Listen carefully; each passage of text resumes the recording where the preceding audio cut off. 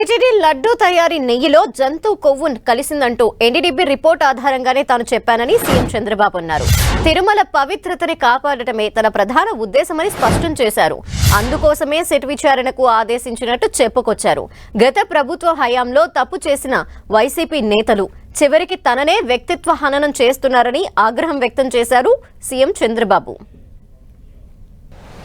తిరుపతి పవిత్రతని కాపాడడానికి ప్రక్షాళన దిశగా ముందుకు పోవడానికి మళ్ళీ తిరుపతికి పూర్వ వైభవం తేవడానికి ఫస్ట్ ఆఫీసర్ నేను పంపించింది మనం అప్పట్లో శ్యామలరావుని పంపించాను. అయితే ఇక్కడికి వచ్చే కొద్దికి ఆ శ్యామలరావు పోయిన తర్వాత అన్ని ప్రక్షాళన చేసే దిశలో సబ్స్టాండ్ ఉంది అనే ఉద్దేశంతో ఒక రిపోర్టు అడిగాడు, ఎన్డీడీబీని అడిగాడు. ఎన్డీడీబీ రిపోర్ట్ కూడా వచ్చిన తర్వాత నేను మాట్లాడాను. ఇది అనిమల్ ఫ్యాట్ ఉంది, ఇలాంటి కూడా దుర్మార్గాలు చేశారు, అడల్టరేషన్ అని చెప్పాను.